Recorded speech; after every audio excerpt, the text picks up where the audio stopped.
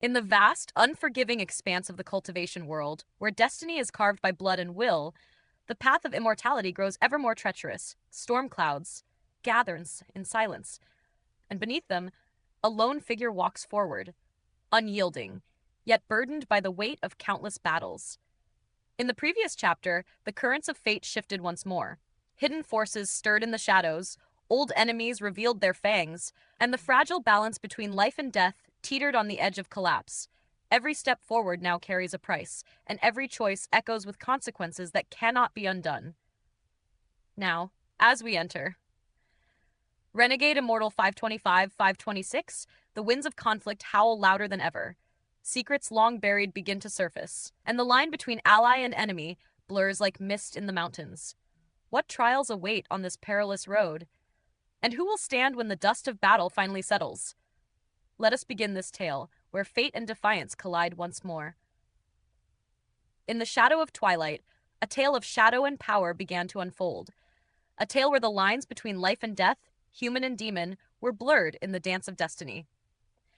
There was a figure within the Hengyue sect, known as Huang Long, the sect master himself. Yet whispers of disbelief stirred in the hearts of those who knew the truth.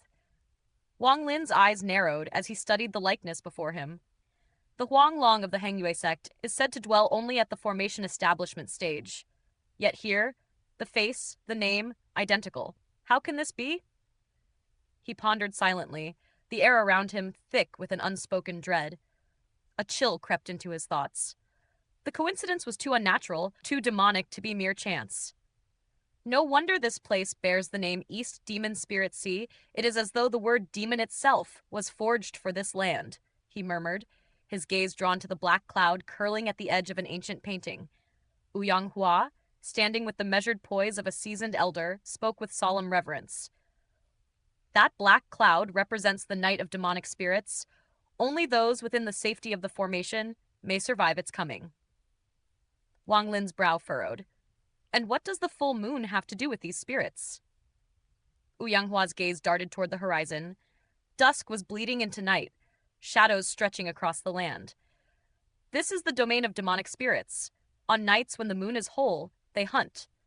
Tonight, Supreme Celestial, the moon will rise full, and you shall witness their hunt firsthand. The weight of his words hung heavy in the air, but Wang Lin's expression remained unreadable.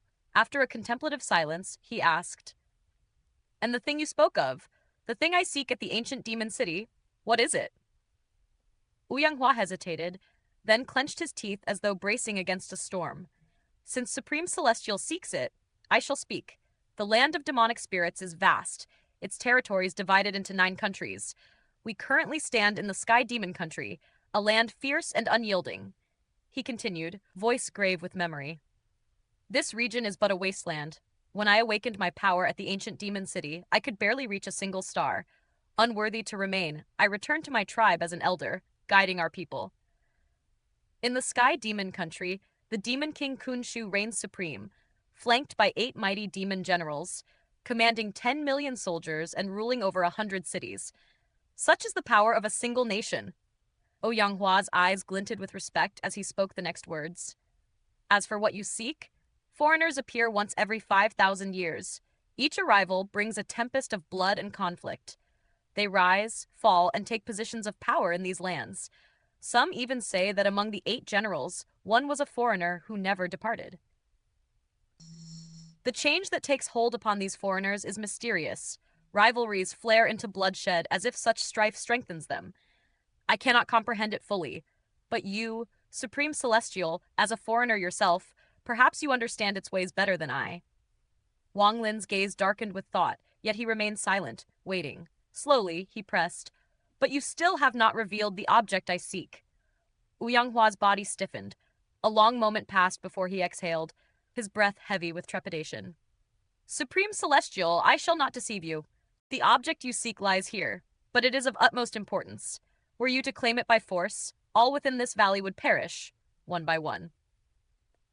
For the first time, Wang Lin lifted his gaze from the painting to meet Ouyang Hua's.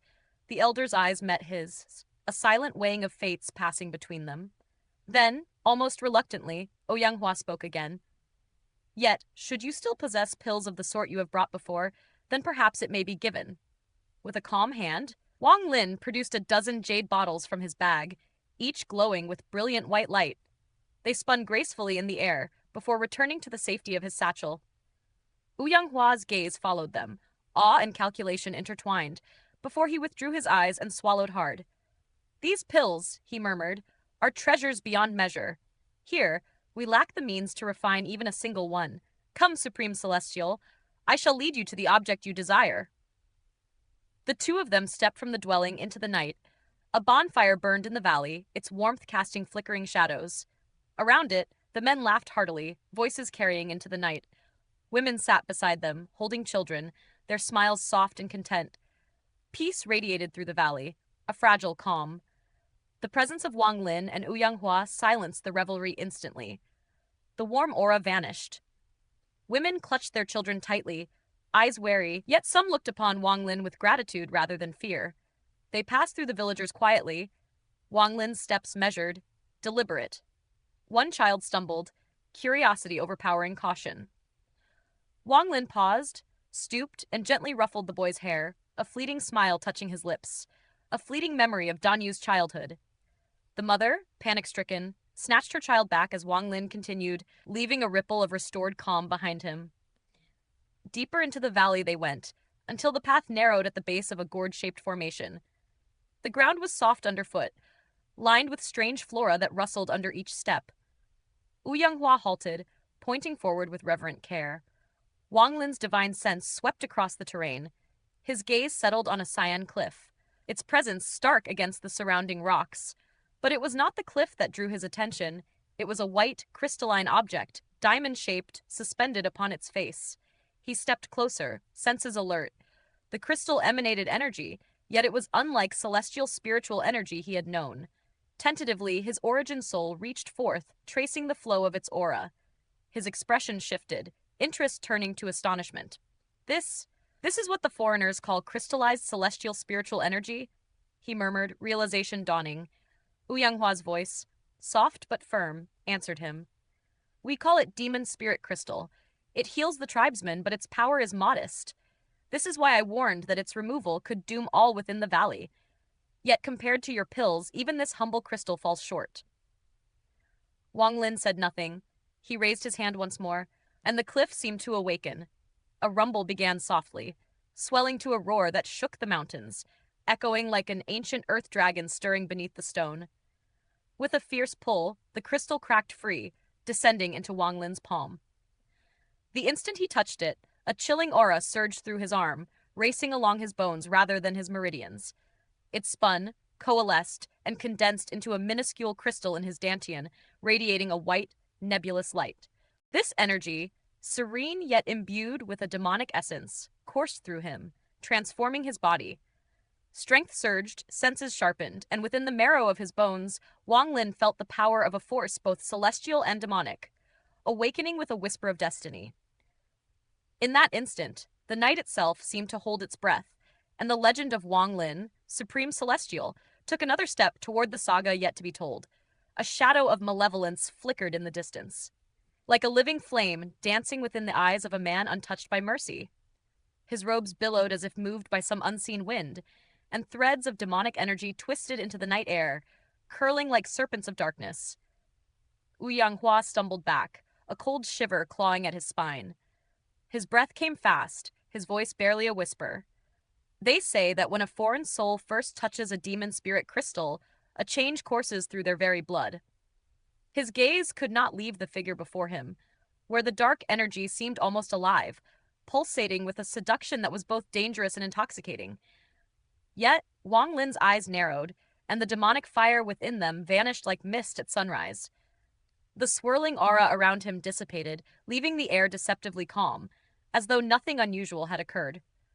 This celestial spiritual energy, tainted with demonic essence, is peculiar indeed. Wang Lin murmured to himself. It carves its own domain within one's soul.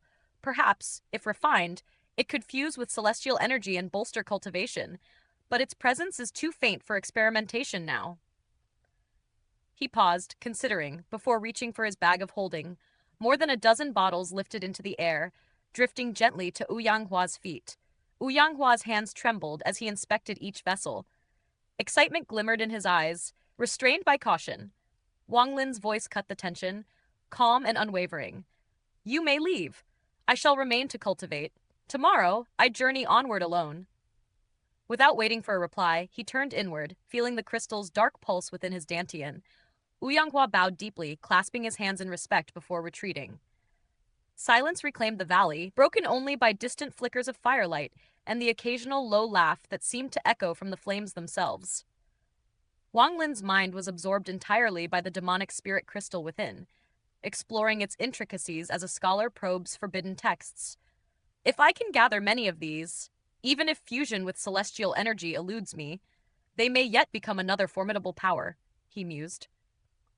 Over 1,000 cultivators have sought these crystals, the carnage among them, no doubt a struggle to seize what they contain. Still, there are secrets hidden deep within. Only by unveiling them all can I chart my path. 5 centuries may seem long, yet in the grand tapestry of cultivation, it is but a heartbeat. If more crystals can accelerate my progress, I shall not restrain myself. Let the chaos come, as it did in the Sea of Devils. His lips curled with a shadow of anticipation, eyes gleaming coldly. Night deepened. Fires flickered faintly, yet the villagers had mostly retreated to their homes.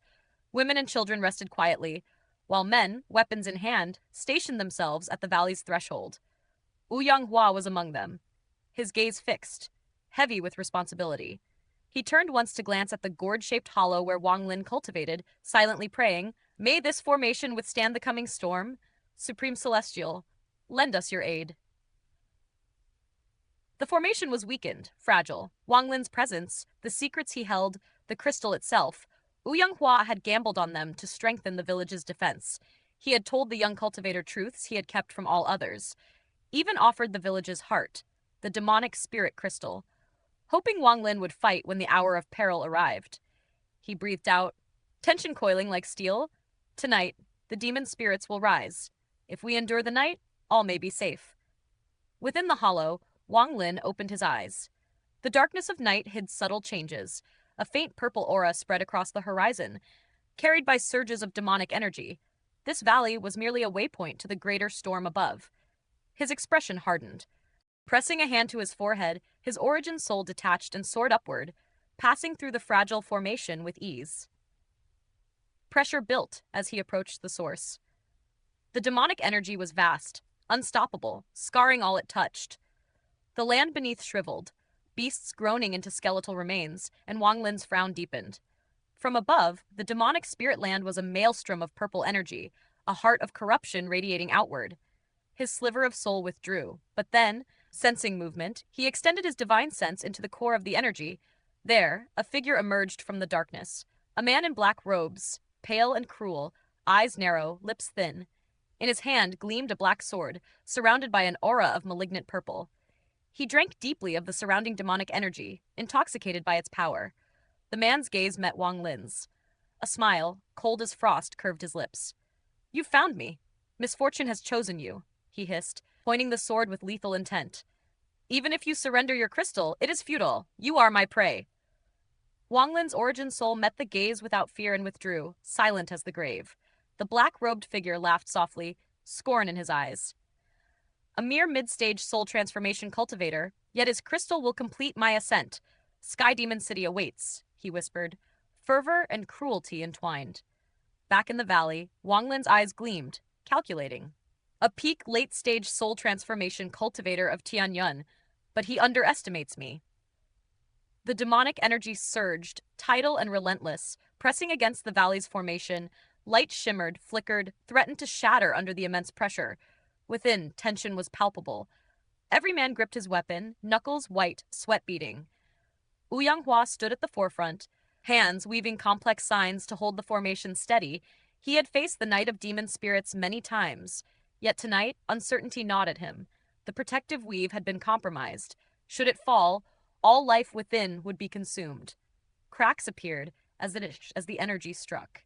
Then, with a thunderous impact, the formation shuddered violently, as if struck by a titan. Women and children awoke with cries of alarm. Beyond the valley, the black-robed man moved with deadly precision. A small black beast, horned and no larger than a meter, appeared. In an instant, it was cleaved in twain. Demonic energy seeped into the man's veins, and a thrill of unearthly pleasure coursed through him.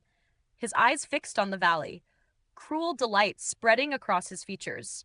With a wave of his sword, he launched himself skyward, charging toward the helpless village. Inside the valley, Wang Lin emerged from cultivation, steps silent, turning into a cloud of green smoke. He appeared before Ouyanghua and the villagers, his presence commanding, yet serene. Shock and awe rippled through the crowd. Ouyanghua's face lit with hope as he whispered, "Supreme Celestial, save us!" From afar, the black-robed man's voice carried coldly, slicing the night air, "The hunt begins!"